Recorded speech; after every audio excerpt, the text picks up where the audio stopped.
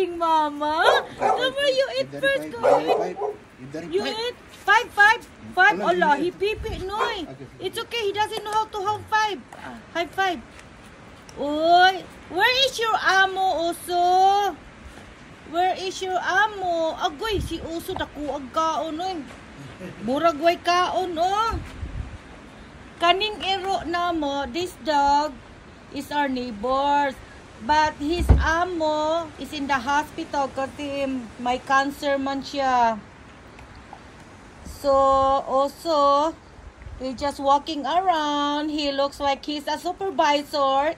He's a field supervisor because he's all over the desert, whatever. Oh, to Oso. Kakaon, Oso. Ay, wawa man, Oso. Very good boy man, Oso. Oso, can I ligo you, Oso? Ligo ka, mama, ha? Ang ganaligo you, ha?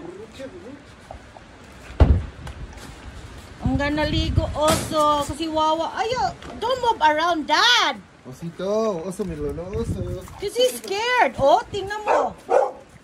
Oso, don't be scared. We're not gonna eat you. Don't be scared, Oso.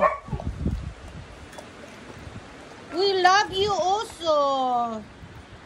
That's why we're feeding you right now. Because you are my security guard.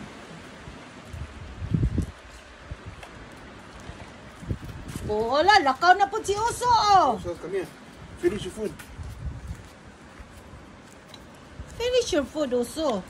Only, Gordita, later on, ha. I'm gonna feed you, ha. Gorda. Mommy is day off today. That's why I'm here with Oso.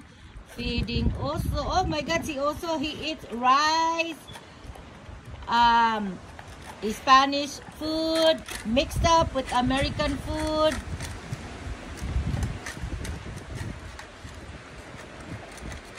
Ah, grabe si Oso, oh. Bura mag way kaon isa ka semana, oh. Gihurot man niya, oh.